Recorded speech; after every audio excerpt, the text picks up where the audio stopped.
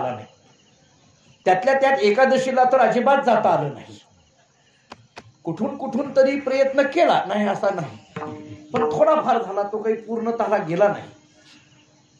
पण अशा सगळ्या महामारीच्या या संकटामध्ये थोडंसं सगळं सुरळीत चालू आहे असा भाव थोडासा दिसल्यानंतर आपण ही जागराची सेवा कीर्तनाच्या माध्यमातून, भजनाच्या माध्यमातून सुरू झाली. बाळूकाकांच्या या वस्तीवर आपण जागराच्या निमित्ताने एकत्रित जमलो. बऱ्याचदा आता काही मंडळींच्या मध्ये आधी भेटी झाल्या, पण काही आता आपाची तर भेट वर्षानंतरच आहे. बरोबर आहे की नाही? आप्पा, मलाच प्रश्न पडला होता, आप्पा मला ओळखतात की नाही असं, किंवा मी आप्पाला ओळखतो की नाही. बरं, आता भेटल्यानंतर आप्पा असं झालंय, आहात का तुम्ही असं म्हणायची वेळ आली. एकमेकाला भेटल्यानंतर कोणी विचारा, बघा तुम्ही, अरे वा आहात का तुम्ही असं म्हणायची वेळ आली.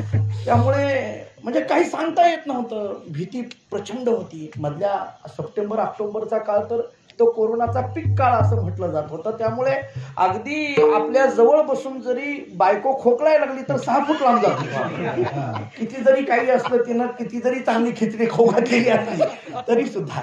त्यामुळे आपल्याला काही नाही, आपण आपला मुलाला सर्दी झाली म्हटलं तर आपण लगेच डॉक्टरला सांगायचो, तुम्ही हात लावा, माझ्याकडे देऊ नका.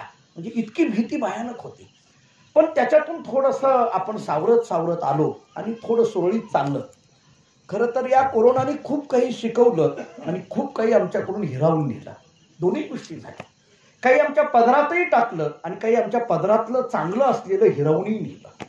मी थोडासा आणखीन त्या बाबतीत असं म्हणेल की त्यातल्या त्यात म्हणजे अनेक संकट आली, परंतु पंढरपूर तालुक्याचं तर खूप मोठं नुकसान झालं या कोरोनाच्या काळामध्ये. म्हणजे मी थोडं जाहीर बोलेल की राज्यामध्ये आपल्या तालुक्या इतकं नुकसान कोणाचं झालं नसेल. आध्यात्मिक, राजकीय, सामाजिक अनेक अंगाने राजकीय क्षेत्रातली खूप मोठी माणसं या कोरोनाच्या काळामध्ये गेली. महान म्हणजे ज्यांना राजकारणातला आदर्श आपण म्हणत होतो, सुधाकरपंत परिचारक मालक असतील, विद्यमान आमदार एक ढाण्या वाघ म्हणून आपण ज्यांच्याकडे पाहत होतो ते आमचे भारतनाना भालके. या सगळ्यांमध्ये एक वेगळं व्यक्तिमत्व म्हणून आपण ज्यांच्याकडे पाहत होतो ते राजूबापू पाटील. ही किती मोठी माणसं, आणखीनही ती गेलीत असं आपल्याला वाटत नाही. आणखीनही राजूबापू गेले असं वाटत नाही, भारतनाना गेले असं वाटत नाही, परिचारक मालक गेले असं वाटत नाही. ही राजकारणातली खूप मोठं नुकसान तालुक्याला सहन करावं लागलं. अध्यात्मामध्येही तितकंच मोठं नुकसान झालं.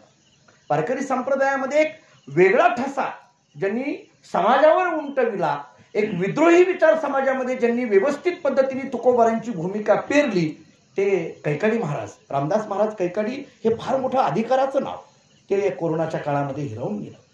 फार मोठी भागवताची सेवा चातुर्मासामध्ये ज्यांनी केली ते वाना उत्पात महाराज गेले.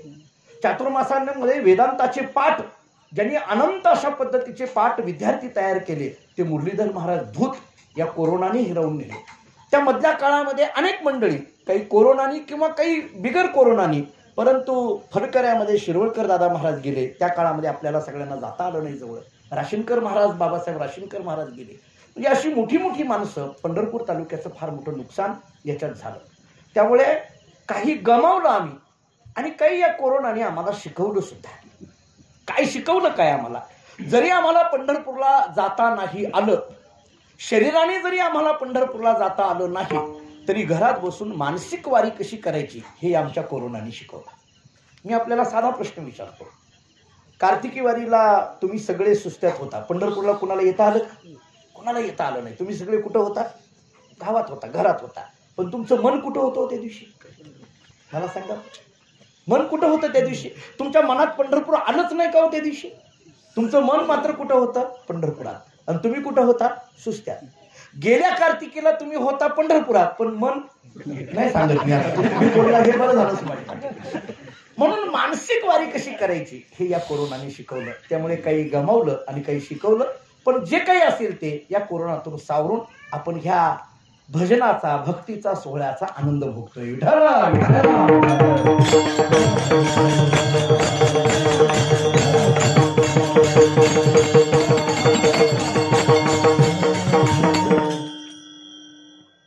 वैकुंठवासी दिनकर काकांच्या आशीर्वादाने हा सगळा कार्यक्रम आपण करतो आहोत. मगाशी किरण बोलल्याप्रमाणे PhD झाल्यानंतर आपण सगळे सुस्ते ग्रामस्थांनी इथं माझा सत्कार केला. कोणतीही गोष्ट घरामध्ये घडली, काही आनंदाची गोष्ट घडली की त्याचं कौतुक सगळ्यात जास्त काकांना फार असायचं. हेही तितकंच खरं आहे. त्यामुळं 12 वर्ष होऊन गेली त्यांची पुण्यस्मरण आपण साजरं करतोय, परंतु त्यांच्या आठवणी, त्यांची कार्यप्रणाली आजही आपल्या लक्षात आहे. पण काय संकेत असतात माहीत नाही. PhD जाहीर झाली नोव्हेंबर महिन्यामध्ये, मनोज माझ्याबरोबर होता तेव्हापासून सत्कार चालू होते. कोणीतरी मला म्हटलं सुस्त्याचा सत्कार कसं काय झाला नाही आणखीन, असं म्हटलं कोणीतरी आपल्या भजनी मंडळातच म्हटलं. पण आज सत्कार झाला, पण मला असं वाटतं की आज हा पहिला सत्कार PhDचा झाला. तुम्हाला वाटेल आतापर्यंत झालेले नव्हते का पहिले झाले नाही, ते झाले नाही असं नाही, पण हा पहिला का म्हणतो, ते PhD जाहीर झाल्यानंतर होते आणि हे PhDची डिग्री मिळाल्यानंतरचा पहिला आहे. काकांना जाहीर झालेलं लय नव्हतं, ते पुरावा पाहिजे होता काकांना. काका म्हणत असेल जोपर्यंत तू घेऊन येत नाही ना तोपर्यंत सुस्त्यात तुला एंट्री नाही, जोपर्यंत पदवी प्रमाणपत्र आणत नाही. माघ शुद्ध दशमीला सोलापूर विद्यापीठातर्फे ते पदवी प्रमाणपत्र मिळालं आणि त्याच्यानंतर या 8-10 दिवसातच हा काही जे काही सत्कार सन्मान असेल ते सत्कार म्हणत नाही मी, वैकुंठवासी दिनकर काकांचा तो एक आशीर्वाद आहे असं म्हणूनच त्या सत्काराकडे पाहतोय. विठाला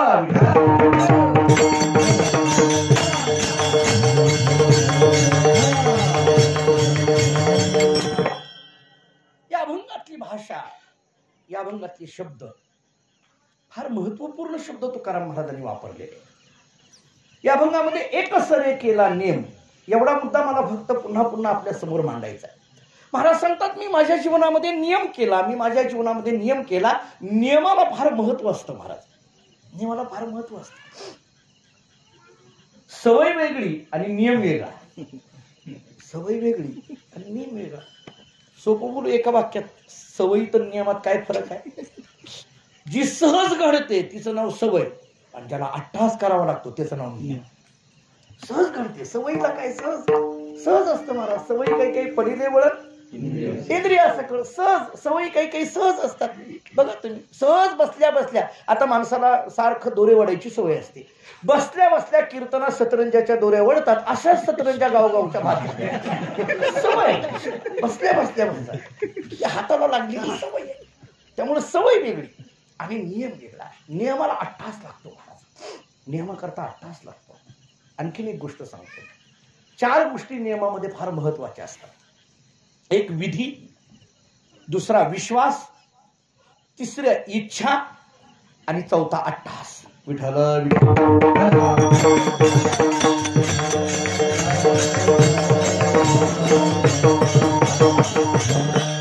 नियम पूर्ण कधी होतो, या 4 गोष्टी एकत्रित आल्यानंतर नियम पूर्ण होतो. नियमाकरता विधी पाहिजे, नियमाकरता विश्वास पाहिजे, नियमाकरता इच्छा पाहिजे आणि नियमाकरता अट्टहास पाहिजे, तर नियम पूर्ण होतो. विधी म्हणजे सांगितलं पाहिजे, हा नियम करा. विधी या शब्दाचा अर्थ सांगणं, करा असं निर्देश करणं. वेदानी उपनिषदानी संत वाङ्मयाने आम्हाला सांगितलं पाहिजे हे करा, हा विधी नियमाकरता महत्वाचा आहे. तो नियम पूर्ण करण्याकरता अंतःकरणामध्ये विश्वास हाही महत्वाचा आहे. तो नियम माझा पूर्ण व्हावा ही तीव्र असणारी इच्छा हेही महत्वाचं आहे आणि त्याच्याकरता लागणारे कष्ट नाम अट्टहास हेही महत्वाचं आहे. या 4 गोष्टी असल्याशिवाय नियम पूर्ण होत नाही. महाराज सांगतात मी माझ्या जीवनामध्ये नियम केला. नियम जे असतात परिणामकारक, नियमाचं काही ना काहीतरी फल असतं. काही व्यक्त रूपाने फल मिळतं, काही अव्यक्त रूपाने फल मिळतं. काही नियम असे असतात की ते व्यक्त रूपाने फल प्राप्त करून देतात आणि काही नियम असे असतात की ते अव्यक्त रूपाने फल प्राप्त करून देतात. नियमामध्ये पुन्हा 2 प्रकार महत्वाचे सांगितले जातात. ऐका, काही नियम हे कामना पूर्ती पर्यंत करायचे असतात आणि काही नियम हे नित्य करावयाचे असतात. ऐका, दोन्ही गोष्टी सांगतो आपल्याला. काही नियम असे असतात की ते कामना पूर्तीपर्यंत करायचे असतात. अंतःकरणामध्ये काहीतरी इच्छा असते, अंतःकरणामध्ये काहीतरी आमच्या अभिलाषा असते आणि ती अभिलाषा पूर्ण करण्याकरता आपण एखादा नियम करतो आणि ती अभिलाषा पूर्ण झाली की तो नियम संपला. ते नियम संपला. लोक म्हणत नाहीत का अमुक अमुक होऊ दे 5 वाऱ्या करतो. ते कुलदैवताच्या नशिबाला असेच फार नवस असतात बघा. 5 वाऱ्या करतो, 2 वाऱ्या करतो, 3 वाऱ्या करतो, हे कामनापूर्तीपर्यंत केलेले नियम असतात. आपण जर एखाद्याला म्हटलं का हो तुम्ही प्रत्येक वारीला जात होता, आता नाही म्हणले 5च वाऱ्याचा नियम होता आपला, पुढचा नाही, आपण ठरवलंच होतं, मनात सांगितलंच होतं 5 वाऱ्या, कामनापूर्तीपर्यंतचे नियम. आणि काही नित्य नियम असतात. ज्ञानोबा फार गोड बोलतात, कामनापूर्तीपर्यंतचे नियम करणारे जगात भरपूर भेटतील. नित्य नियम नामी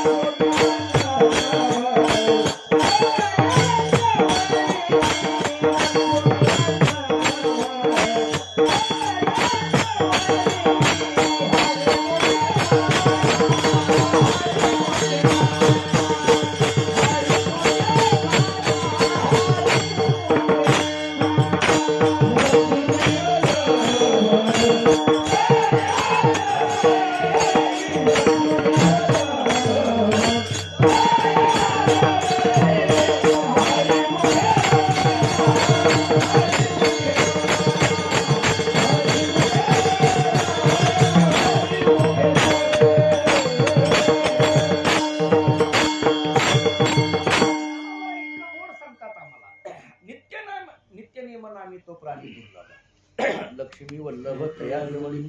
तो प्राणी दुर्लभ. कोण दुर्लभ? नित्य नियम करणारा. कामनापूर्ती नियम करणारा प्राणी दुर्लभ नाही, ते भरपूर आहे. पण दुर्लभ कोण आहे? फार गंमत असते महाराज, नियमामध्ये फार गंमत असते. म्हणजे नियम करणं कठीण आहे आणि त्यात नित्य नियम करणं त्याहून कठीण आहे. मुळात नियमात राहणं फार अवघड लागतं लोकांना. नियमात राहणं, एखाद्याला जर आम्ही नियम सांगायला लागलो का नाही, ती लोक म्हणतात तुला शान आहे. आता नियम सांगणारा सुद्धा अवघड आहे, सांगणं सुद्धा एखाद्याला अवघड आहे. नियमात राहणं तर फारच अवघड, त्याच्यावरती फारच अवघड. नियम सांगायचं अवघड, नियम सांभाळायचं अवघड, नियम चालवायचा अवघड, नियम टिकवायचे अवघड. नियम टिकवायचे अवघड आहे. मी आपल्याला आणखीन थोडंसं आपल्या संप्रदायाचं एक वैभव सांगेल. संप्रदाय किती जरी वाढलेला असला तरी संप्रदायाच्या मुख्य भूमिका जर कोणी टिकवल्या असतील तर त्या आपल्या पंढरपुरातल्या फडकऱ्यांनी टिकवल्या. हे विशेष आहे. 8-9 महिन्यामध्ये जरी कोणी पंढरपूरला आलेलं नसलं तरी पंढरपुरातला प्रत्येक फडकरी स्वतः दिंडीला हजर असायचा. 2-4 वारकरी असतील, घरातले 2-3 असतील, 2-4 लोकात कीर्तन केली, 2-4 लोकात दिंडी केली, 2-4 लोकात जागर केली. बरं, नियमात कुठल्याच बदल नाही. बरं, काय असतंय, माणसं असतानाचे नियम करणं, माणसं नसतानाचे करणं फरक असते. बघा, ते सप्ताह असतं. प्रकाश काका आपले फार चांगले सांगतात, बोधले महाराज ते भारी सांगतात. मोठा सप्ताह असला का नाही, मोठा सप्ताह, मग लगेच ते काल्याच्या कीर्तन मोठ्याने ती संयोजक असतो. ते आता भव्य दिव्य दिंडी सोहळा निघणार आहे, ते पुकारत असतो. भव्य सोहळा निघणार आहे. मोठा सप्ताह असला की भव्य दिंडी सोहळा निघणार आहे. आणि जर छोटा असला का ना, या मारून माणसं असतानाचे नियम आणि माणसं नसतानाचे नियम. माणसं असते का नाही, अहो 2 तासाच्या पुढे जातं कीर्तन. माणसं नसते की 15 मिनिटात उरका कोण ऐकायला. नित्य नियम फड परंपरेमध्ये फार संपाय नियम करणं आणि तो नित्य चालविणं. आमचे गुरुजी वैकुंठोशी भाऊ असं सांगायचे, नियम किती मोठा करताय याला महत्व नाही, तो नियम किती नित्य चालवलाय याला महत्व आहे. विठाल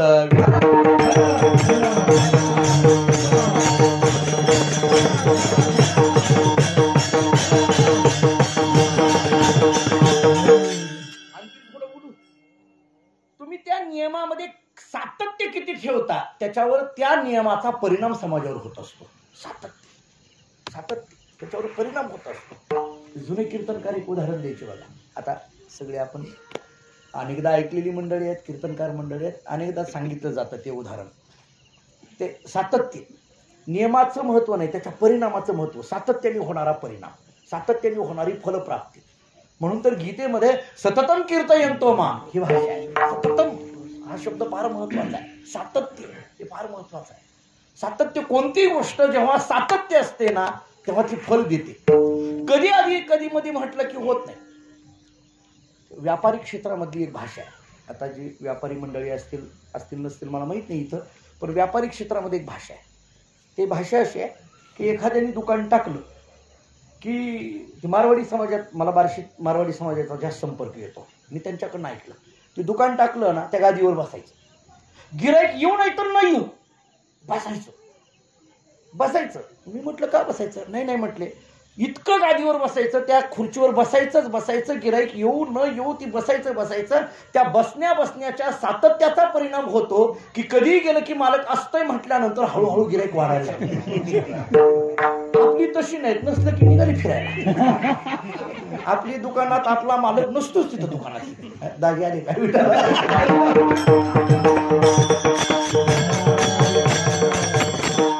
अविनाश कधी बी गेले की असतो बरं का. मी पंढरपुरात सारखा अविनाश करत जातो, जाऊ द्या. पण मी काय म्हणतो, तो सातत्य, कोणत्याही गोष्टीचं सातत्य. एखादी गोष्ट जेव्हा सातत्याने टिकविली जाते त्याचा परिणाम माणसाच्या जीवावर होत असतो. महाराज सांगतात, कामनापूर्ती केलेले नियम वेगळे आणि नित्य असलेले नियम वेगळे. या नियमाला आणखीन एक विचार महाराजांनी फार गोड दिलाय.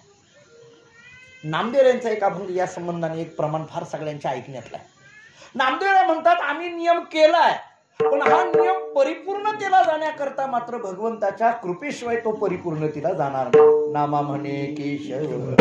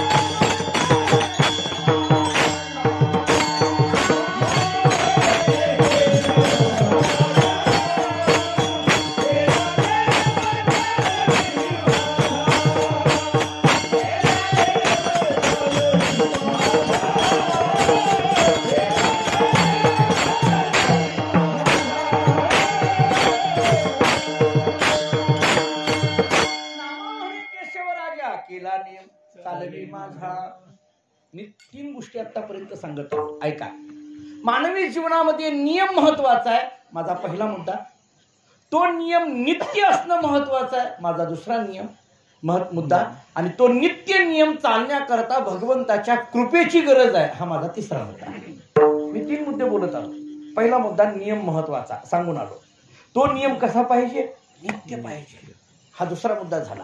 आणि आता मला तिसरा सांगायचा आहे, आपला नियम परिपूर्ण होण्याकरिता भगवंताच्या कृपेची सहकार्याची आवश्यकता आहे. नामा म्हणे केशवराजा केला नियम चालवी माझा. भगवंताच्या कृपेशिवाय तो चालवी माझा परिपूर्णतेला जात नाही. पालखी सोहळ्यामध्ये नियमाचे कट्टर वारकरी आपल्याला बघायला मिळतात. बघा, आपण पालखी सोहळ्यामध्ये चालणारी मंडळी आहेत. ज्ञानोबाराय असो, तुकोबाराय पालखी सोहळा असो, दोन्ही पालखी सोहळ्यामध्ये निष्ठावंत वारकरी जे असतात, निष्ठावंत वारकरी ते दिंडी सोडून जात नाही. नाहीतर दिवे घाटामध्ये बिस्किटाचे पुढे आले त्यांच्याकरता हरिपाठातलं प्रमाण देऊ का? पापाचे कळ निष्ठावंत वारकरी सोडत नाही. निष्ठावंत वारकऱ्याची दिंडी बघा. आपल्या दिंड्या आता आपल्या तुकोबरांच्या पालखी सोहळ्यात ही दिंड्या कशा असतात, ज्ञानोबरांच्या पालखी सोहळ्यात जी निष्ठावंत दिंड्या असतात का नाही, त्याची अशी ओळ ठरलेली असते महाराज. अहो कोणी कुठं उभा राहायचं याची ओळ ठरलेली आहे. पताका कुठली कुठं असायची ठरलेली आहे. ते वास्करांच्याकडे एक पांढरी पताका आहे, त्यांच्याकडे एक पांढरी पताका नियम आहे. तर तो पांढरी पताका कुठं असली पाहिजे तुम्हाला सांगू का? आता सारखं चालणाऱ्या माणसाला माहिती आहे, आता ही सगळी चालतात दिंडी, त्यांना माहिती आहे काय असतंय. त्या पताकावरनं दिंडी ओळखली जाते आणि कधी नंबरला लागली कळतं.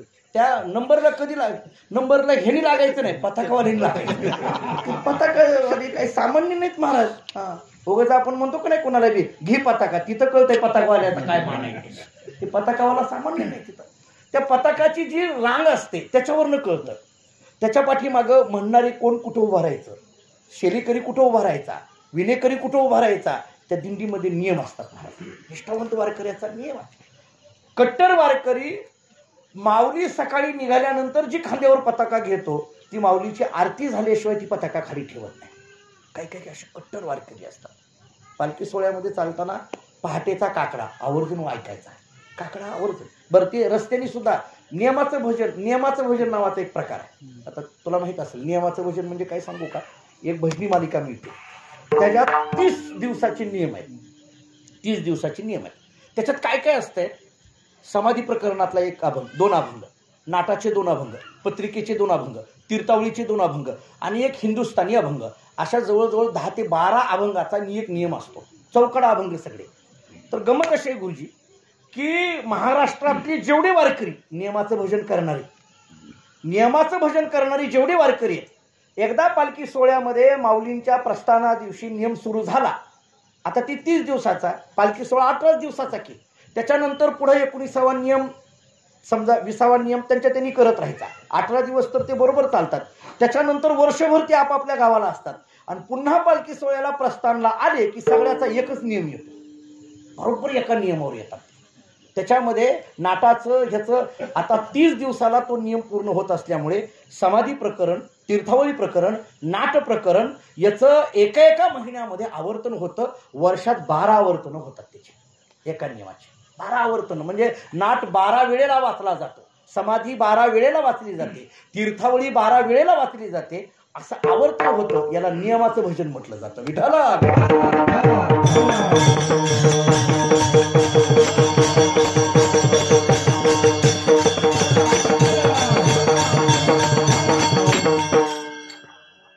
आपल्याकडे नियमाचा हरिपाठ चाललाय पण हे नियमाचं भजन फार महत्वाचं आहे. चौकडा अभंगाचं भजन करताना गोडी वाटते. काकड्याचं भजन करतानाची वेगळीच गोडी आहे. नाटाच्या अभंगाचं भजन करताना वेगळीच गोडी आहे. समाधी प्रकरणाचं भजन करताना वेगळीच गोडी आहे. तुकोबारांच्या निर्याण प्रकरणातल्या अभंगाचं भजन करतानाची वेगळीच गोडी आहे. प्रत्येक हे नियमाचं भजन आहे.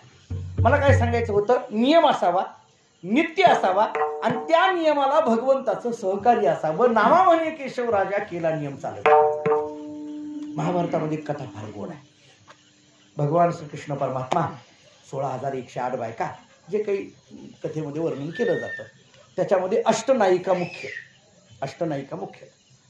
त्यामध्ये ते जांबवंती नावाची एक भगवंताची पत्नी, जांबवंती तिचं नाव, ती भगवंताची पत्नी. ते सत्यभामा असेल, रुक्मिणी असेल, कालिंदी असेल, त्याच्यात ही जांबवंती ही भगवंताची पत्नी. आता ती रामायणात कथा येते, ही जांबवंती कशी पत्नी झाली त्याची कथा स्वतंत्र आहे. काय झालं, सगळ्यांना पुत्रप्राप्ती होती पण जांबवंतीला पुत्रप्राप्तीच नाही, काहीच नाही तिला. सगळ्यांना पुत्रप्राप्ती. ते मी कुठंतरी महाभारतात वाचता असं वाचलंय, ते देवाच्या ज्या 16,108 बायका आहे त्याच्या 16,107 बायकांना पुत्रप्राप्ती. किती तर एका बायकोला 10 मुलं म्हणे. हे वाचलेलं सांगतो बरं, आपण काय प्रत्यक्षात नव्हतं बघा. तुम्ही मला म्हणताल कुठं होतं काय, आपल्याला काही नाही. मी उभे वाचलं ते परवा बार्शीमध्ये भगवंत मंदिरात श्रीकृष्ण चरित्र सांगत होतो, त्याच्यात एका ठिकाणी वाचलं माझ्या. जाऊ दे, ती 10 होती 2 होती आपल्याला काही घेणं दिलं नाही. पण जांबवंतीला मात्र पुत्रप्राप्ती नाही. मला सांगायचं आहे कुठं, नामा म्हणे केशवराजा केला नियम. माझा मुद्दा हा आहे, माझा मुद्दा घ्या.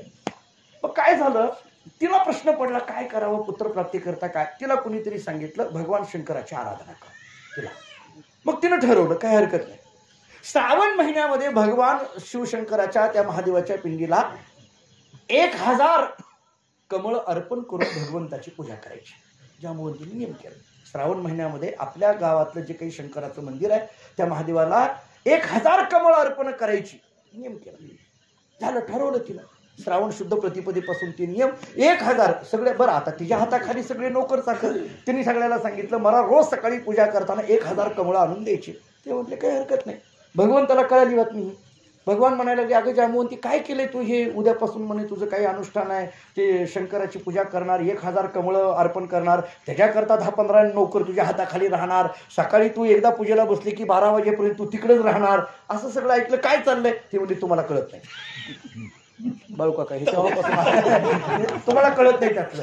ते म्हटलं अगं हे कशा करता तुम्ही, गप बसा, तुम्हाला नाही. मग ह्याच्यात काही मी मदत अजिबात नाही. तुम्ही आयुष्यात कधी काही पूजा केली आहे, कधी तुम्हाला देवदेव माहित आहे, हे तिथं मी तसंच चाललंय. फक्त कसं आहे त्यांचं झाकून आहे, आपलं तंटामुक्तीपर्यंत गेल्याशिवाय केल्यासारखंच वाटत नाही. आपल्या लोकांची गंमत अशी आहे महाराज, अख्ख्या गावानं भांडणं मिटवायला आल्यानंतर मग आपल्याला वाटतं हं आता जरा भांडणं झाल्यासारखं वाटतं. अख्ख्या गावाने यावं लागतं, त्याशिवाय केल्यासारखं वाटत. भगवान म्हणायला लागले कशा करता हे. नाही म्हणजे तुम्हाला कळत नाही, गप बसा. बरं मी काही मदत करू का त्याच्यामध्ये? अजिबात नाही. तुम्ही इकडे भेर काही सुद्धा नाही. ठीक आहे, काही हरकत नाही, गप बसते. सुरू झाली पूजा. रोज 1000 कमळ अर्पण करायची. नोकर चाकर पुष्कळ. काय कमळाला कमी आहे महाराज, भरपूर इकडून तिकडून कमळ सगळे गोळा करायचे. रोजच्या रोज सगळं चालू आहे. कमळच कमळ. देशात कुठेही जा नाही म्हणजे सगळं गोळा केली. सगळं नोकर चाकर इकडे पळत होते. झालं जवळजवळ 29 दिवस हा सगळा कार्यक्रम झाला. आणि मग आता 30वा दिवस जांबुवंतीला वाटायला लागलं झालं आपलं काही जे कामना होती ते आता पूर्ण होणार. उद्या एकदा 1000 कमळांनी भगवान शंकराची आराधना पूजा केली की आपलं जे काही नियम केला होता तो आपला पूर्ण होणार. झालं. दुसऱ्या दिवशी सकाळी पूजेला थांबली. नोकर चाकर धावत गेले. सगळ्यांनी ती कमळ गोळा करून आणली. पण गमत अशी झाली फक्त 999च गोळा झाली. एक कमळ मिळालंच नाही. 999 झाली. आणि सगळेजण हात जोडायला लागले, म्हणायला लागले आईसाहेब काय करू. सगळीकडे आम्ही शोधाशोध केली परंतु नाही म्हटले एवढेच आहे. जांबुवंतीने सांगितलं असं कसं काय, नियम आपला 1000चा आहे. बरं शेवटचा दिवस राहिलेला आहे. नाही म्हटले मिळतच नाही.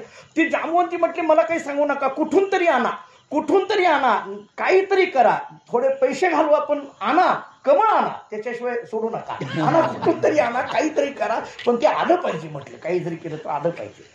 ते नोकरांनी सांगितलं खूप पुष्कळ प्रयत्न केले पण काही येईना. म्हटले कुठूनच येईना, काय करावं काय कळेल.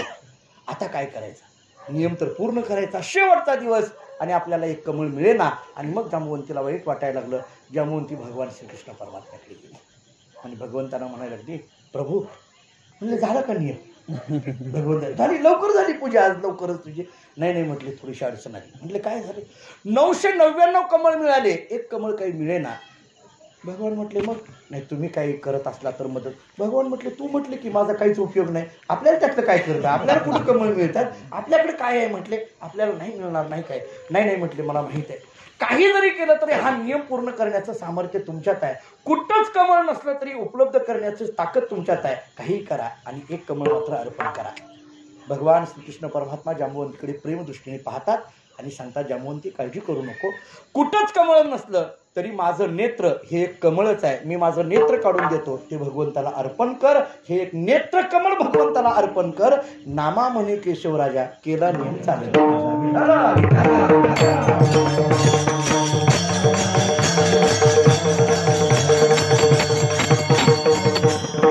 नियम असावा, तो नित्य असावा आणि त्याला भगवंताचं सहकारी असावं. असे 3 मुद्दे माझे झाले. जगद्गुरु तुकोबाराय म्हणतात आम्ही आमच्या जीवनामध्ये नियम केला, हा माझा नियम धर्म मुखी विठोबाचे नाम. आमच्या जीवनामध्ये आम्ही नियम केला. काय नियम केला. तुकोबाराय म्हणतात या प्रपंचामध्ये राहत असताना या प्रपंचातल्या सगळ्या गोष्टी पाहिल्या आणि सगळ्या गोष्टी पाहिल्यानंतर मी एका नियमावर येऊन थांबलोय. कोणता नियम. अभंगाचं पहिलं चरण महाराज. बोलण्याची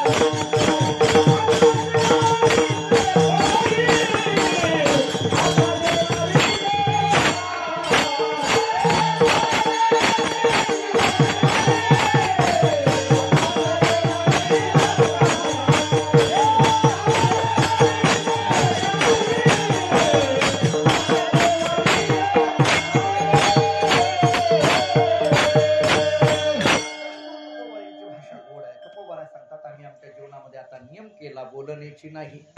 आता देवाविन काही, आता देवाविन काही बोलण्याची नाही. आता देवाशिवाय आम्ही दुसरं काही आता बोलत नाही. आता देवाशिवाय काही बोलत नाही. हा आता शब्द अगोदर घ्या. आता देवाशिवाय आम्ही काही बोलत नाही असा सरळ सरळ अन्वय करा. हे आता म्हणजे कधी? महाराज म्हणतात आता आम्ही देवाशिवाय काही बोलत नाही. म्हणजे नेमकं कोणत्या टप्प्यावर महाराजांचं हे बोलणं आहे? आता म्हणजे नेमकं कधी? लग्न म्हणजे असं आहे का काही महाराजांचं? आता बस झालं बाबा, हिच्याशिवाय काही बोलत नाही असं जे आपलं म्हणणं असतं, असं आहे का? काय आहे हे? आता म्हणजे नेमकं कधी? महाराजांचा हा आता शब्द नेमकं कोणत्या दृष्टीने वापरायचा आहे? मी थोडासा तात्विक अर्थ सांगून पुढे जातो. अंतःकरणाचे 3 दोष सांगितले जातात. मल, विक्षेप आणि आवरण हे 3 दोष सांगितले जातात. त्याच्यामध्ये मल आणि विक्षेप हे 2 दोष निवृत्त झालेले आहेत. आता आवरण नावाचा दोष जो राहिला होता तोही दोष निवृत्त झाला. आणि आवरण दोष निवृत्त झाल्यानंतर मी ब्रह्म आहे ही जाणीव झाल्यानंतर चराचरामध्ये परमात्मा भरलेला आहे ही जाणीव झालेली असल्यामुळे आता देवाशिवाय आम्हाला दुसरं काहीच दिसत नसल्यामुळे आता देवाविन काही बोलण्याची नाही. विठ्ठल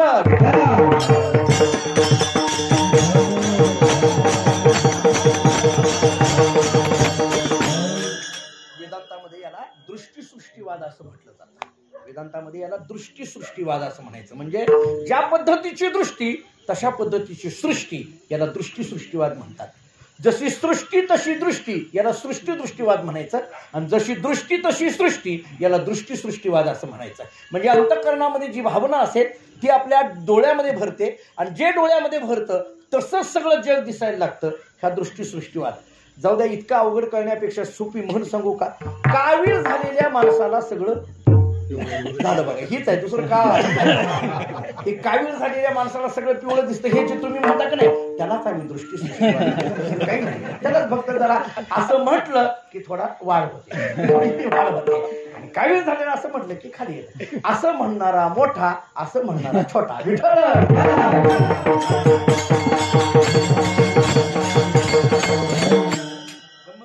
मी माझ्या जीवनामध्ये अनेकदा सांगत असतो, माझ्या जीवनामध्ये जी कृपा आहे 2 महात्म्याची आहे. एक भाऊंची कृपा आहे आणि दुसरी दादांची कृपा आहे. सांगू का कशी? बहुपाठामध्ये शिकवायचे दृष्टीसृष्टीवाद आणि ते दृष्टीसृष्टीवाद सोपा कसा आहे हे शिकवायचे दादा. मी म्हणलं ना घरी जाऊन हे दृष्टीसृष्टीवाद असा आहे. दादा म्हणायचे अरे त्यालाच म्हणायचं कावीळ झालेल्या माणसाला सगळं पिवळं. मी मागे बोललो होतो बघा, आत्यंतिक दुःख निवृत्ती आणि परमानंद प्राप्ती याला म्हणायचं मोक्ष. मी घरी जाऊन असं सांगितलं की दादा त्यालाच म्हणायचे मोकळं होणं, त्याला म्हणायचं. तो एक पाठ वेगळाच असायचा. आम्ही चातुर्मासामध्ये मी पाठ घ्यायचो. घरामध्ये पाठ घेत नाही का चातुर्मासामध्ये? ती पोरस हे होता की पाठाला हे माझं ऐकून 2 दिवसातच घेणं बंद केलं. पण परत दादाचं ऐकून यायला ते पाठाला बसले का नाही सर गुरुजी, ही सगळी पोरं पाठाला बसायची आणि मी जीव तोडून सांगायचो ह्यांना सगळं. ते बाप समाधानीकरण काय, मुख्य समानाधिकरण काय, ही सगळी पोरं अशी हँग होऊन जायची तासाभराची. ते झालं की दादा तिकडे बसलेले असायचे. दादा म्हणायची या पोरांना. पोरं म्हणायची महाराजांच्या पाठापेक्षा दादाचाच पाठ बघा. हे जड जातं ना ऐकायला, जरा थोडंसं कठीण वाटतं हे. पण जाऊ द्या, काही तात्विक भाषा आहेत त्या पारिभाषिक शब्द आपण वापरलेही पाहिजे, नाही असं नाही. किंवा आपल्याला त्याचा अभ्यास तरी झाला पाहिजे. मला काय सांगायचं आहे, महाराज सांगतात जगामध्ये चराचरामध्ये परमात्म दर्शन झालं. आता मग आम्हाला देवाशिवाय दुसरा कोणता विषय राहिला नाही. विषय तो त्यांचा नावडे जनधन माता पिता, सगळीकडे परमात्म दर्शन आहे आम्हाला. भगवंताच्या नामस्मरणाने नामी स्वरूपाची प्राप्ती झालेली असल्यामुळे बोलण्याची नाही आता देवाविन काही. माझं वाक्य पुन्हा एकदा नीट ऐका. भगवंताच्या नामस्मरणाने नामी स्वरूपाची प्राप्ती झाल्यामुळे पुन्हा त्या भगवंताच्या नामामध्ये आम्ही अखंड राहायला लागलो. भगवत स्वरूपता प्राप्त झाल्यानंतर पुन्हा भगवंताच्या भजनामध्ये राहणं याला ज्ञानोत्तर भक्ती असं म्हटलं जातं. मगाची माझ्या संशोधनाचा विषय किरणनी सांगितला तो हाच आहे. भगवत स्वरूपता प्राप्त होणं, ज्ञानपूर्व भक्ती वेगळी, ज्ञान लक्षण भक्ती वेगळी आणि ज्ञानोत्तर भक्ती वेगळी. ज्ञानपूर्व भक्ती देव भेटावा म्हणून केलेली भक्ती ज्ञानपूर्व भक्ती आहे. अवघी भूते साम्य आली देखिली म्या कै होती, विश्वास तो खरा मग पांडुरंग कृपेचा, याला ज्ञानपूर्व भक्ती म्हणा. ज्ञानलक्षण भक्ती कशाला म्हणायचं? एरवी ती जिना चौथी हे पहिली ना सरती पै माझी स्वरूप स्थिती भक्ती नाम आणि ज्ञानोत्तर भक्ती कशाला म्हणायचं नको ब्रह्मज्ञान आत्मस्थिती भाव मी भक्त तू देव ऐसे करी किंवा अद्वैती तो माझे नाही समाधान गोड हे चरण सेवा तुझी किंवा ज्ञान गिळो निघावा गोविंदा विठ्ठला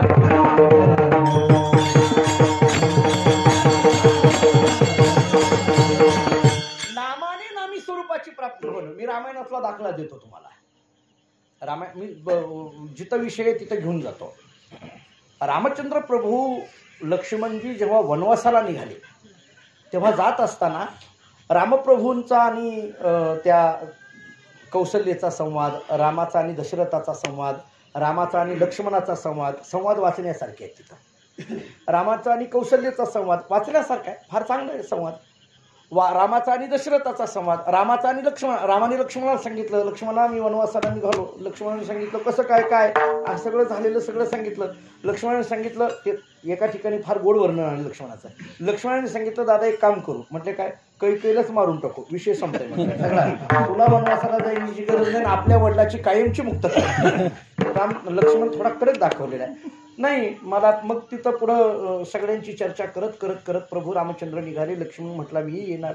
सीतेला विचारल्यावर तर सीता म्हटली तुम्ही कोणाला परवानगी विचारता, जे तुमच्यापासून भिन्न आहेत त्याला विचारा, मी तुमच्यापासून भिन्न नाही आहे. पतीची या मता अनुसरोनी पतिव्रता ज्ञानोबराय बोलतात ना, मी तुमच्याबरोबरच येणार. हे तिघजण रथामध्ये बसले आणि रथ गावाच्या बाहेर पडला तेव्हा सगळे अयोध्यावासीय प्रभू रामचंद्रांच्या त्या रथाच्या पाठीमागं चालायला लागले. फार गोड वर्णन रामायणामध्ये केलंय, आपण ऐकलंय किंवा लॉकडाऊनमध्ये पाहिलंय, दोन्हीकडे. बरोबर आहे की नाही? दुसरं कामच नव्हतं लॉकडाऊनमध्ये, दिवसभर लागायचं. ते सगळे अयोध्यावासीय रामाच्या पाठीमागं निघाले आणि निघाल्यानंतर जरा दूर गेल्यानंतर रामाच्या लक्षात आलं की हे सगळे आपल्या पाठीमागं निघालेले आहेत. हे कशामुळे बाबा, मला वनवास सांगितला, मी निघालो, हे का माझ्या पाठीमागं निघाले? आणि म्हणून प्रभू रामचंद्र खाली उतरतात, सगळ्या अयोध्येवासियांना ब्रह्मवृंदांना हात जोडतात आणि तुम्ही माझ्या पाठीमागे येऊन तुम्हाला काय मिळणार आहे? माझ्या पाठीमागे येण्याची भीती वाटत नाहीये का? असं जेव्हा रामाने सगळ्या अयोध्येवासियांना विचारलं तेव्हा अयोध्येवासियांनी जे उत्तर दिलं ते एकनाथ महाराजांनी भावार्थ रामायणात फार छान लिहिलंय. अयोध्यावासियांनी असं उत्तर दिलं, सगळे अयोध्यावासी म्हणायला लागले हे रामा, श्रीरामा तुझी या संगती आम्ही पावो ब्रह्मनिश्चिती, वनवास तो बापोडा किती भय निश्चिती आम्हा नाही. हे रामायणातली ओवी किती गोड आहे पहा. श्रीरामा तुझी या संगती आम्ही पावो ब्रह्मनिश्चिती. मी त्याचा अर्थ सांगू शकतो आणि सुभाष पाटील ती गाऊ शकतात. म्हणजे सांगत लावून ठेवली आम्ही आपली. त्या देगावला बऱ्याचदा ह्यांच्या फेऱ्या झालेल्या आहेत, मी बघत होतो त्या फेसबुकमध्ये, कधी कधी जाते ती बघतच होतो. ते आमचे परमेश्वर महाराज त्यांनी चालू केले भावार्थ रामायण, फेसबुक लाईव्ह चालू केलं. ते आपल्याच बऱ्याच श्रीरामा तुझी या संगती आम्ही पावो ब्रह्मनिश्चिती, वनवास तो बापुडा किती भय निश्चिती आम्हा नाही. मला याच्यातली सगळी ओवी सोडवायची नाही, पण श्रीरामा तुझी या संगती आणि आम्ही पावो ब्रह्मनिश्चिती, भगवान प्रभू रामचंद्रांच्या संगतीमध्ये आम्हाला ब्रह्मनिश्चिती म्हणजे परमात्म तत्वाची प्राप्ती होते. यालाच म्हणायचं नामाच्या माध्यमातून नामी स्वरूपाला प्राप्त होणं. विठ्ठला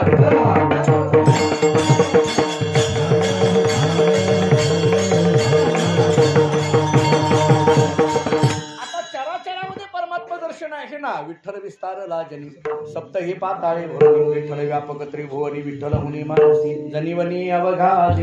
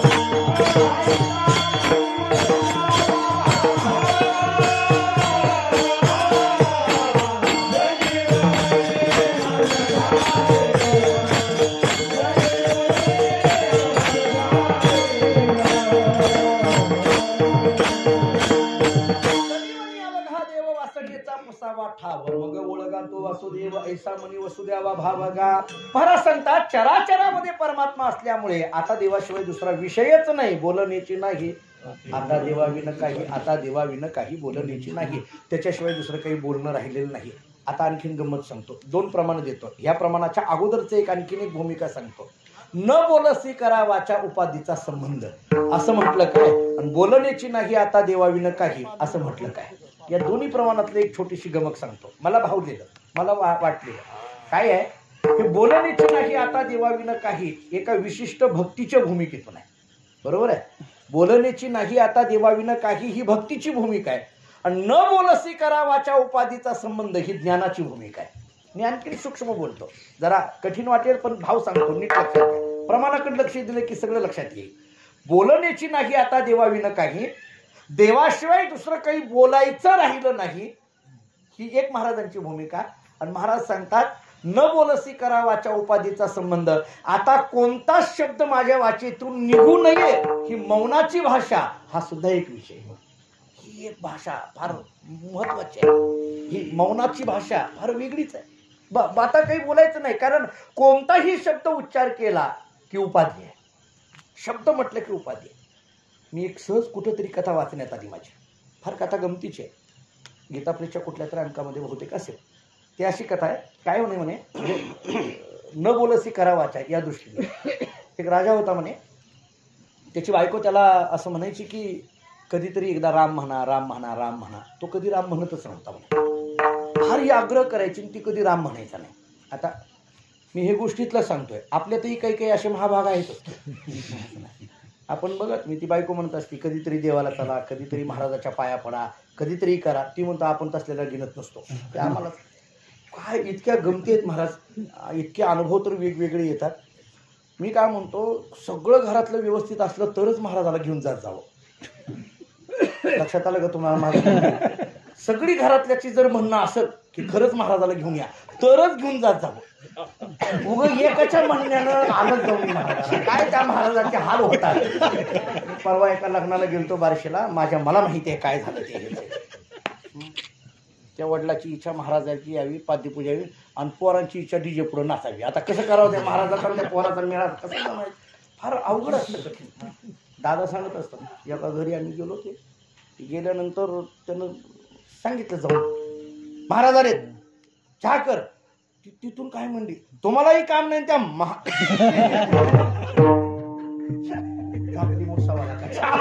आपल्यालाच आपलं माहिती. फार कठीण परिस्थिती. अलीकडल्या कुटुंबाची व्यवस्था, आपण ग्रामीण भागात राहणारी मंडळी त्या मानाने फार चांगली आहोत. आपल्यावर शेतकरी वर्गाचे आणि अध्यात्माचे संस्कार आहेत, पण एक विशिष्ट वर्ग आता विचित्र झालाय. प्रचंड समाजातल्या अंतःकरणातल्या घराघरातली कौटुंबिक व्यवस्था फार बिघडत चाललेली आहे. फार म्हणजे कोणाला सांगावं, काय सांगावं, फार कठीण झालं. त्यामुळे त्या मानाने आपण थोडे का होईना आपल्यावर संस्कार, मी जरा पुढं बोलू, शेतकरी कुटुंबात जन्माला आलो म्हणून त्या काळे आईचे संस्कार आपल्यावर इतके आहेत की आपल्याकडून कधीही चुकीचा पाय पडत नाही. महाराज, हे त्या काळ्या आईची सेवा केलेले संस्कार आपल्यावर. आज आम्ही अनेक कुटुंबामध्ये जातो, अनेक घरांमध्ये जातो, फार विचित्र परिस्थिती आज आपल्याला दिसायला लागते. थोडं पुढे येतो. त्या बायकोनी त्या राणीनं राजाला सांगितलं एकदा तरी राम म्हणा. ती काही म्हणत नव्हता. ही फार तात्विक कथा आहे बरं का. फार आग्रह केला तरी ती काही राजा राम म्हणतच नव्हता. बरेच दिवस गेले आणि एके दिवशी झोपल्यानंतर पहाटेच्या वेळेला एकदम त्या राजाच्या मुखातून राम शब्द बाहेर पडला. राम असं म्हटल्याबरोबर ते राणीनं जवळच असल्यामुळे ऐकलं, तिला एवढा आनंद झाला. तिनं सकाळी उठल्याबरोबर गावभर पेढे वाटले, सगळीकडे पेढे, चांगला अगदी आनंद. का? माझ्या नवऱ्याच्या मुखातून राम शब्द आला, राम शब्द बाहेर पडला, माझ्या नवऱ्याच्या मुखातून राम शब्द बाहेर पडला. गावभर पेढे वाटले. पुन्हा त्याच्याजवळ आली, त्या राजाजवळ पेढा द्यायला लागली. तो म्हटलं का पेढा द्यायला लागली? नाही, तुमच्या मुखातून राम शब्द बाहेर पडला. तो म्हटला काय? हो, तुम्ही पहाटेच्या वेळेला तुमच्या मुखातून राम शब्द बाहेर पडला. राम शब्द बाहेर पडला हे ऐकल्याबरोबर त्या राजाने सांगितलं, माझ्यातला राम जर बाहेर गेला असेल तर मला जगण्यात काहीच अर्थ नाही. तिथंच ध्येय सोडला मला. तैसा हृदयामध्ये मी राम, असता सर्व सुखाचा आराम. आता म्हणून म्हटलं की ही कथा तेवढ्या ताकदीने का ऐका. राम शब्दाचा उपाधी सुद्धा आम्हाला त्रासदायक असतो, म्हणून न बोलसी करावाच्या उपाधीचा संबंध. विठ्ठल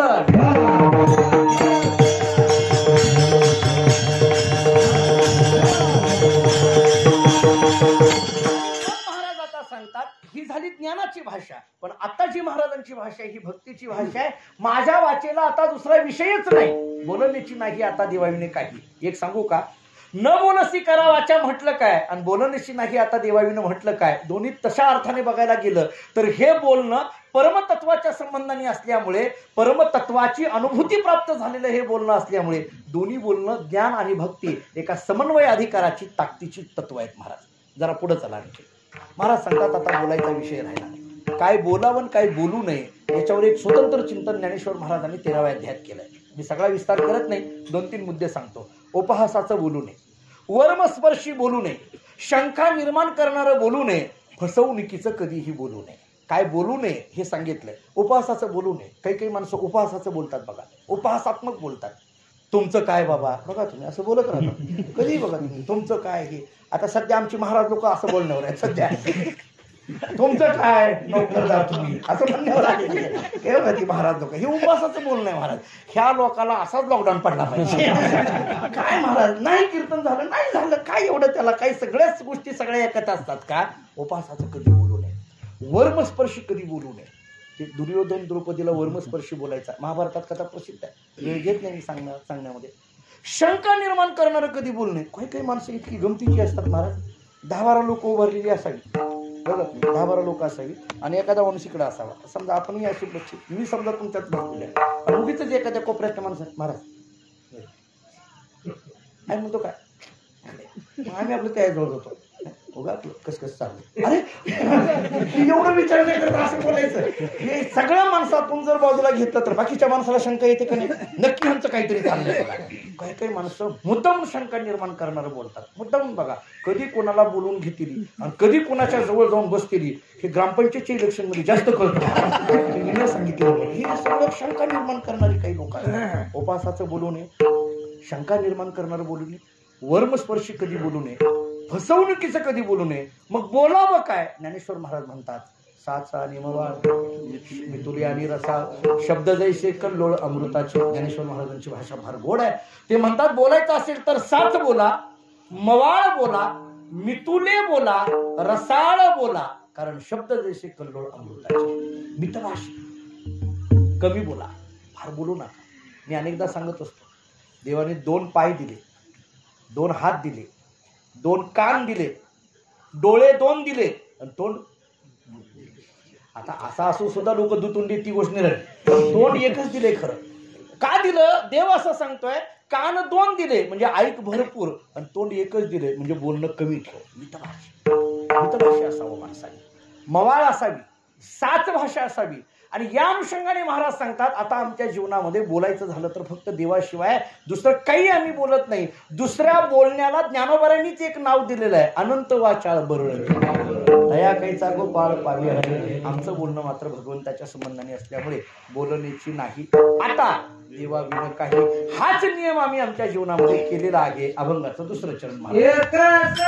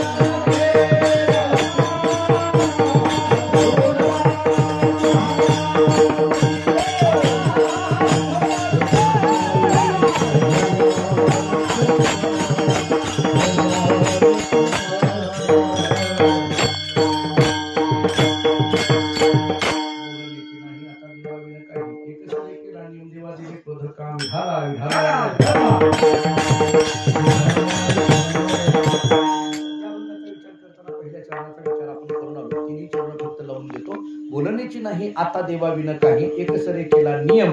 काय दिलं? एकसरे केला नियम. हा नियम आम्ही केला. हा नियम करत असताना देवाला आम्ही काय दिलं? देवा दिले क्रोधक काम. मला याच्यावर फार शंका वाटते महाराज. देवा दिले क्रोधक काम, नियम काय केला? बोलण्याची नाही आता देवाविन काही. हा नियम पूर्ती करता काय दिलं देवाला? देवा दिले क्रोधक काम. क्रोधक काम म्हणजे काम क्रोध देवाला दिले. आता मला सांगा, मी एक साधा प्रश्न आपल्याला विचारतो. मला सांगा, देवाला देताना, जाऊ द्या देवालाच, काय देताना चांगलं द्यावं का वाईट द्यावं? सोपा प्रश्न आहे. देताना चांगलं द्यावं का वाईट द्यावं? नाही कळालं का? बरं सोपं बोलतो. महाराजाला फाटकी नोट कसली नोट द्यावी? लोक अशी गमतीचे आहेत महाराज, ते फाटक्या नोटा. अहो ती नोटाबंदीच्या काळात तर बंद झालेल्या नोटा महाराजाच्याच पाकिटात असायच्या सगळ्या. लोक गमतीचे लोक हे. काय द्यावं? महाराजाचं सोडा. माणसाला देताना काय द्यावं? चांगलं द्यावं का वाईट द्यावं? एकाच वाक्यात विचारतो. चांगलं द्यावं आहे का नाही? आता मला सांगा, चांगलं द्यावं असा जर नियम असेल, अहो देताना चांगलंच द्यावं. अन्नदान करताना सुद्धा नाथ महाराजांची भागवतातली भाषा किती गोड आहे बघा. सकळ दाना माझी जाण, अतिश्रेष्ठ अन्नदान, दिनास द्यावून देवोनी सन्मान, द्यावे सदन्न अतिभावे. सदन्न असा शब्द वापरला. सदन्न या शब्दाचा अर्थ चांगलं अन्न. पंगत घालताना चांगल्या अन्नाची घालावी. वारकऱ्याला दान करताना चांगल्या पद्धतीने करावं. कोणतीही गोष्ट द्यायची आहे ना, चांगलं द्यावं, हा नियम आहे. द्यायचंय ते चांगलं द्यावं असा जर नियम असेल तर मग मी आपल्याला दुसरा प्रश्न विचारतो. आता काम, क्रोध, लोभ, मद, मत्सर, दंभ, अहंकार हे विकार चांगले आहे का वाईट? हा, मोकळ्या मनानं बोला. तुम्ही मोकळं बोलल्याशिवाय सोडणार नाही. लॉकडाऊन नंतरचं कीर्तन आहे. वर्षानंतर सुस्त्याला आलेलो आहे. किती राहिले असतील? रामनवमीतलं राहिलंय आपलं, कुठे गेले चौदारामचे तात्याच्या वस्तीवरचं राहिलंय. काय 2-4 कीर्तन असतेच की माझ्याकडे. ती सगळी कीर्तनाचा सार आज बोलायचा आहे मला. तुम्ही मोकळं बोलत गेला लगेच संपतंय. उद्याचं कीर्तन कॅन्सल झाल्यामुळे बरं पुढची 10 कॅन्सल झाली ती ह्या लॉकडाऊन मध्ये. काय किरण बरोबर आहे नाही? फोन यायला लागत आम्हाला. मग आता ती सगळी भाडच किती निघत विचार. बरं बाळूका गंमत सांगू का? बाळूकाका सुद्धा कीर्तन सांगायला आले नव्हते. ते असे आले होते माझ्याकडं की वद्य एकादशीचा जागर आहे, आम्ही करून घेतो असं म्हणायला आलेले. पण ती फक्त म्हणली एकादशी जागर आहे की मी म्हटलं येतो की 8 वाजेपर्यंत. सध्या आम्ही मोकळेच दोघं कुठल्या 2-4 पुणे जाऊ दे, विनोदाचा भाग सोडा. पण मला बोलायचा भाव कोणता आहे बघा. द्यायचं ते चांगलं द्यावं असा जर संस्कृतीचा नियम असेल तर काम, क्रोधातिक विकार हे चांगले नाहीत. हे कसे आहेत? वाईट आहेत. मग वाईट असलेले विकार तुकाराम महाराजांनी दिले कसे काय? तुकाराम महाराज तर काय म्हणतात? देवा दिले क्रोधक काम. अहो तुको बरं आहे, साधी गोष्ट आहे. चांगलं द्यायचं असतं. पण तुम्ही तर देताना देवाला कसं दिलंय? वाईट दिलंय. हे वाईट देता येतं का? वाईट द्यावं का? देता येतं का म्हणण्यापेक्षा द्यावं का? देऊ नये. मग तुकाराम महाराजांनी दिलं कसं काय? हा माझा पहिला प्रश्न. बरं आता दुसरी गोष्ट सांगतो. अहो मला सांगा, जी गोष्ट द्यायची असते की नाही, ती गोष्ट ज्याला द्यायची त्याला आवडावी. आलं का लक्षात तुमच्या? नाही, ज्याला द्यायची त्याला आवडली पाहिजे का नाही? त्याला द्यायची त्याला आवडली पाहिजे. अहो मला सांगा, घरी आल्यानंतर अतिथी देवो भव म्हणत असताना त्याला विचारलं पाहिजे तुम्हाला काय आवडतं सांगा, ते बनवायचं का आपल्याला जी बनवायला येते ते बनवायचं? नाही, त्याला काय आवडतं आपल्याकडे काय त्यांना आवडलं पाहिजे ना. आपण काय म्हणतो जेवून गेल्यानंतर आवडलं का हो जेवण सांगा म्हणतो का नाही? म्हणजे जेवणाऱ्याला आवडलं पाहिजे. आपण जे देतो त्यांना ते आवडलं पाहिजे. अहो आपण कपडे घेताना पाहुण्याला असेल, जावयाला असेल, कुणाला असेल ते असेल, त्या जावयाला आपण काय म्हणतो? आपण तुमच्या आवडीची घ्या. फक्त महाराजाला स्वतः म्हणून देतो त्याला आवडणारी ती गोष्ट राहिली, बरोबर आहे की नाही? पण जावयाला म्हणताना आपण कपड्याच्या दुकानात जाऊन काय म्हणतो? जावई बाबू तुम्हाला आवडेल ते घ्या बरं. म्हणजे त्यांना देताना काय करतो आपण? त्यांना आवडलं पाहिजे. मग क्रोधक काम हे कोणाला आवडणार आहेत का? काम क्रोध हे कोणाला आवडणार आहेत का? मग आवडणारे नसताना सुद्धा तुकाराम महाराज देवा दिले क्रोधक काम म्हणतात कसं काय? किती गोष्टी झाल्या? 2. वाईट असलेलं देतात कसं काय? 1. आवडत नसतानाही देतात कसं काय? 2. आता आणखीन एक तिसरी गोष्ट मला सांगायची आहे. हो महाराज, तुम्ही म्हणता देवा दिले क्रोधक काम, देवा दिले क्रोधक काम. पण जी वस्तू द्यायची असते ती वस्तू आपल्यापासून भिन्न पाहिजे. जी वस्तू द्यायची असते ती वस्तू आपल्यापासून भिन्न पाहिजे. विकार हे अंतःकरणाचे धर्म आहेत, ते तर असे आपल्यापासून भिन्न नाहीयेत. मग भिन्न नसताना सुद्धा हे देवा दिले क्रोधक काम झालं कसं काय? विठाला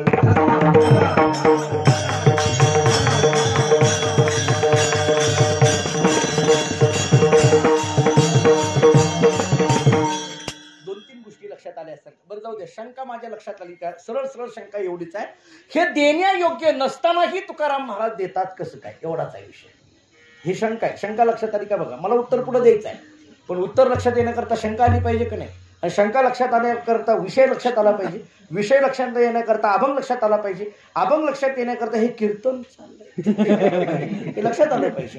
माझा काय विषय सर्व आहे.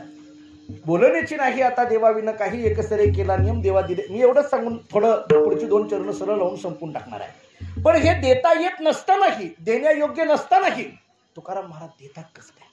देतात कसं काय? ही झाली शंका. आता हा भाग जरा बाजूला ठेवा. आता तुम्ही भगवंताचं बोलणं काय आहे हे जरा थोडं गीतेतून, ज्ञानेश्वरीतून, गाथ्यातून कुठून तरी शोधून घ्या. भगवंताच्या बोलण्याकरता एक श्लोक तुमच्या ऐकण्यातला देतो. आपण ज्ञानेश्वरीची पारायण खूप केली आहे, किंवा आपल्या हा श्लोक तर नक्की ऐकण्यात असेल. तो श्लोक गीतेतला श्लोक, प्रसिद्ध श्लोक आहे. भगवान स्वतः सांगतात, माझ्याकडे येताना कसं या, सर्व धर्मान परित्यज्य मामेकम शरणं व्रज अहमत्वा सर्व पापेभ्यो मोक्षयिष्यामि मा शुचः. हा श्लोक प्रसिद्ध आहे. त्याच्यातली भाषा अशी आहे, सर्व धर्मान परित्यज्य मामेकम शरणं व्रज. तुमच्याकडे जे आहे ते सगळं देऊन टाका आणि मला शरण या. तुमच्याकडे जे आहे ते मला समर्पण करा आणि मला शरण या. मग आता पुन्हा ऐका. तुकाराम महाराज म्हणतात, देवा दिले क्रोधक काम. भगवान म्हणतात, तुमच्याकडे जे आहे ते सगळं मला द्या. ज्ञानेश्वरीतली भाषा सांगू, तया अहम वाचा चित्त अंग देवोनिया शरण रिग महोदधी का गंगा रिगाले जैसे. ज्ञानोबा बोलतात, जशी गंगा नदी समुद्राला जाऊन भेटताना कुठलाही संकोच न बाळगता ती समर्पित होऊन जाते, तसं भगवंताला शरण जाताना कुठलाही संकोच न बाळगता जसे आहेत तसं समर्पित झालं पाहिजे. मूड पापी जैसे तरी का से लावणी. मग नीट ऐका. आता आणखीन तुम्हाला बारकावा सांगतो. तुकाराम महाराज म्हणतात, मी देवाला काय दिलं? कामक्रोध दिले. आणि देव तुकाराम महाराजांना किंवा सगळ्या जगाला काय सांगतो? तुमच्याकडे आहे ते मला देऊन टाका. आता आलं का लक्षात? तुकाराम महाराज म्हणतात, मी कामक्रोध दिले, आणि देव म्हणतो तुमच्याकडे आहे ते सगळं देऊन टाका. रंगनाथ महाराज परभणीकर गुरुजी एक वाक्य सांगायचे. गुरुजी असं म्हणायचे, तुकाराम महाराज म्हणतात, माझ्याकडे आहे ते सगळं मी देवाला दिलं, कामक्रोध मी दिले. देव म्हणतो तुझ्याकडे आहे ते सगळं मला दे. गुरुजी म्हणायचे, ह्यांनी दिलेलं त्यांनी घेतलं, त्यानं सांगितलेलं ह्यांनी दिलं, त्या दोघांचं झालं असतं ना, तुझ्या का पोटात दुखायला लागले? शंकराचा बाजार लागला गुरुजी म्हणायचे. गुरुजीची भाषा झाली, तुझ्या का पोटात दुखायला लागले? ते म्हणायचे, त्यांनी काय म्हटले? मी दिलं. आणि देव काय म्हणतो? मला द्या. मग त्या दोघांचं इतकं जुळलं असताना तुझ्या का पोटात दुखायला लागले? त्यांनी तितका हुंडा दिला, त्यांनी तितका हुंडा घेतला, तुला का दुखायला लागले? त्यांनी कसं काय असं दिलं? काय केलं दिलं तुला? तुझं काय एवढं दुखायला लागलं? तू डोक्याला लावून घेऊ नको. त्यांनी दिलं, त्यांनी घेतलं, तोच म्हणतो तुमच्याकडे असलेलं सगळं द्या. त्या दोघांचं ठरलेलं असताना तू त्याच्यावर विचार करू नको. उत्तर आणि शंका माझी पूर्ण झाली. शंका माझी होती, हे देता येत नसताना कसं दिलं? भगवान म्हणतात, सगळं आहे ते द्या. एवढ्या उत्तरात दिलं.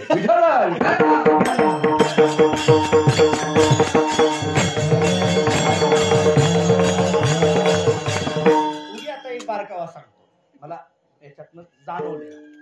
आणखीन एक याच्यात मजा आहे. मला दिलं काय? कामक्रोध. मला सांगा, कामक्रोध हे विकार आहे आणि विकार हे प्रतिबंध आहे. बरोबर आहे का नाही? प्रतिबंध आहे. प्रतिबंध म्हणजे आडवे येणारे. देवाकडे जाताना आडवे येणारे कोण आहेत? हे विकार आहेत ना. जे तो विषयांची दाट झाली, माझी कामक्रोधांची सांकडी, चुकावून आला पहाडी सद्वासनेच्या. ज्ञानोबा बोलतात ना, जे तो विषयांची दाट झाली, माझी कामक्रोधांची सांकडी. हे विषयांची दाट झाली आणि कामक्रोधांची सांकडी हे आडवे येणारे आहेत. मग आता नीट ऐका, प्रतिबंध ज्यांचा आहे ते प्रतिबंधच काय केलाय या तुकोबारायांनी भगवंताला देऊन टाकलाय. भगवंताचे आणि माझ्यामध्ये आडवे येणारे कोण आहेत? तुकोबाराय म्हणतात कोण आहेत? हे कामक्रोध आहेत. मग जे आडवे येणारे आहेत तेच देवाला देऊन टाकल्यानंतर आता देवातन माझ्यात काय आडवं राहिलं का? देवातन माझ्यात काय आडवं राहिलं का? जी जाऊ द्या, नाही कळालं तर दुसऱ्या भाषेत उत्तर देऊ का तुम्हाला? वारी करायला आपल्याला वारीला जायचं असतं आणि वारी करायला आडवं येते की आपली बायको. काय वारीला जायचंय, काय वारीला जायचंय, मग काय करा? तुकोबाराय म्हणतात तिलाच वारकरी करा.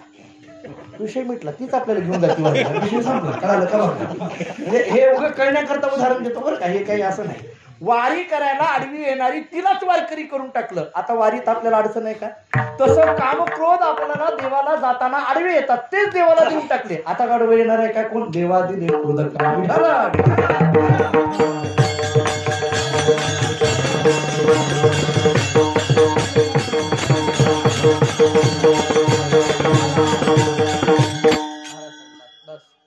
केला नियम बोलण्याची नाही. आता देवाविन काही देवा दिले क्रोध काम एकसरी केला नियम. एवढाच नियम नाही, आणखीन एक नियम केला. पाहेन ते पाय जोवरी दृष्टी ध्या. मी माझे पाहेन ते पाय, भगवंताचे पाय मी पाहेन. कुठपर्यंत पाहेन? जोवरी दृष्टी ध्याय. ध्याय हा शब्द तृप्तीच्या दृष्टीने लावायचा आहे. जोपर्यंत माझ्या डोळ्यांची तृप्ती होत नाही तोपर्यंत मी भगवंताचे चरण पाहत राहील. तुकोबाराय किती उच्च भूमिकेतून बोलतात पहा. मी माझ्या डोळ्यांनी चरण कधीपर्यंत पाहत राहील? माझी दृष्टी जोपर्यंत तृप्त होत नाही तोपर्यंत मी चरण पाहत राहील. याचा अर्थ भगवंताचे चरण पाहणं हा सुद्धा एक नियम आहे. थोडक्यात काय झालं, बघायचं असेल देवाकडेच बघा आणि बोलायचं असेल देवाबद्दलच बोला. घरी गेल्यानंतर गाथा उघडा आणि एक अभंग काढा. गेई माझी वाची गोड नाम विठोबाचे. ऐकाले तुम्ही का माझ्या विठोबाचे डोळे तुम्ही घ्या रे सुख, पहा माझ्या विठोबाचे मुख. एवढा जर आपण अभंग वाचला तर लक्षात येईल. महाराज सांगतात पाहेन ते पाय जोवरी दृष्टी ध्याय. एकसरे केला नियम, हा मी नियम केला. आणि एवढ्या दोन्ही नियमावर महाराज थांबत नाहीत. महाराज सांगतात माझ्या मनाने एक नियम केला. अभंगाचा शेवटचा चरण